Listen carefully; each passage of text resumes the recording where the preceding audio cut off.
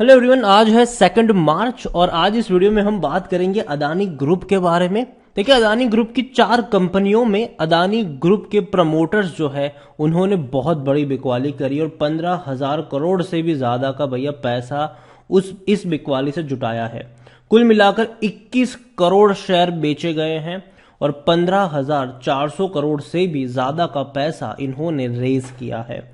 Video में बातचीत भी करेंगे उसके बारे में, लेकिन उससे पहले अगर आपने अभी तक चैनल को सब्सक्राइब नहीं किया है तो प्लीज अभी इसे सब्सक्राइब कर लीजिए, क्योंकि आगे भी बहुत सारे वीडियोस हैं जो आपको काफी ज्यादा हेल्प करेंगे। तो सबसे पहले जो बिकवाली करी गई है वो करी गई है अदानी एंटरप्राइज में, अदानी ट्रांसमिशन में, अदानी ग्रीन में और अदानी पोर्ट में, और काफी बड़ी बिकवाली करी गई है। न्यूज कुछ इस तरीके से है कि अदानी ग्रुप ने जो है वो शेयर्स बेचे हैं और 15,445 करोड़ से भी ज्यादा का जो पैसा है वो ब्लॉक डील के जरिए जुटाया है। GQG पार्टनर्स को ये बड़ी ब्लॉक डील हुई है यहां पर। अब देखिए, Adani group companies have sold worth of 15,446 crore in secondary equity transaction to USPE firm GQG partner via block trade on March 2, मतलब आज की बात है ये। The block trade transaction held in 4 companies, जिसमें अदानी पोर्ट है, अदानी ग्रीन है, ट्रांसमिशन है और एंटरप्राइज है।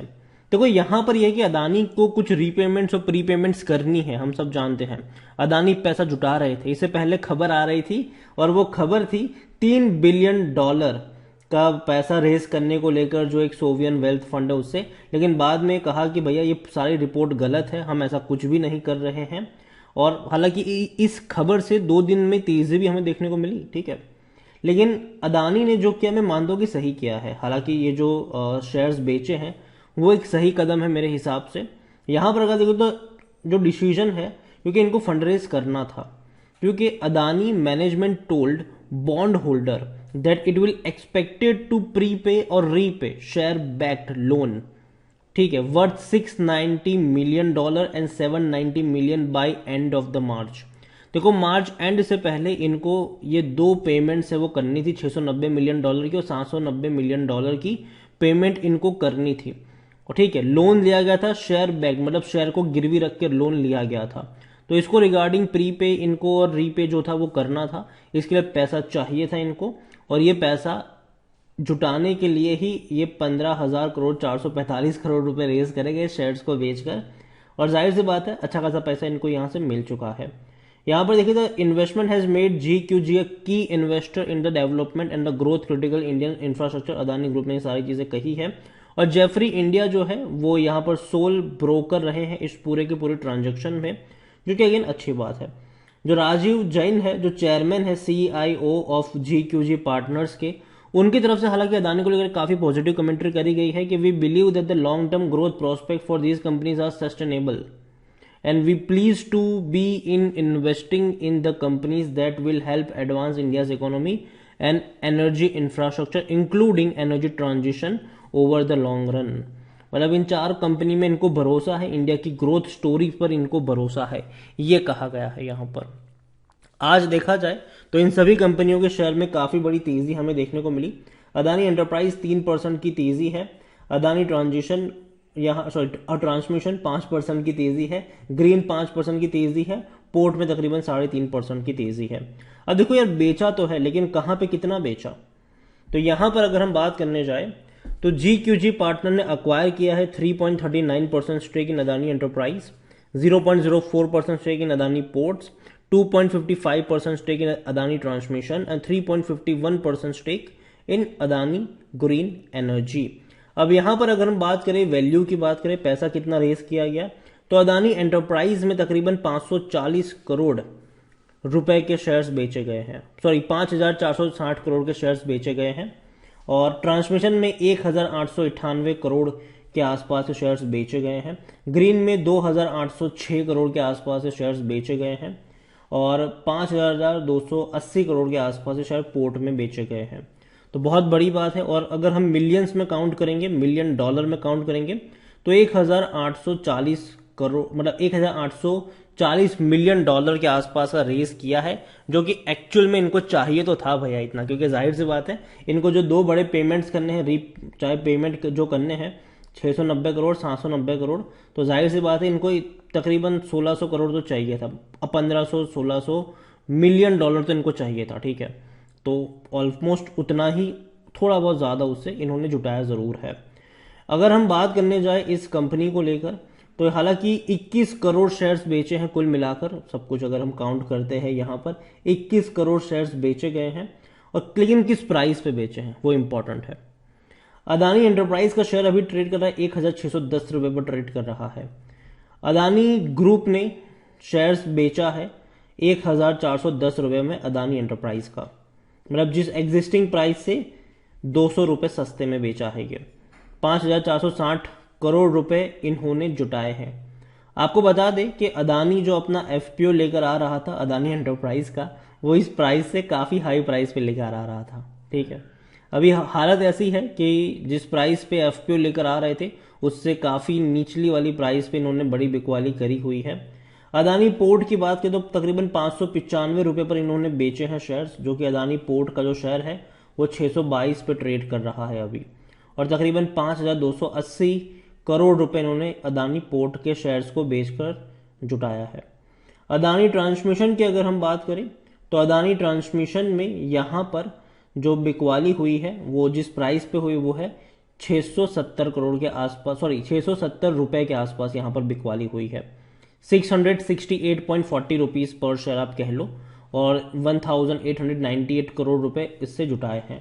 ट्रांसमिशन का शेयर ट्रेड करा है 708 रुपये पर, मतलब 10 रुपये सस्ता प्राइस पे बेचा है, नहीं उससे भी ज़्यादा मतलब सस्ते दाम पे बेचा है।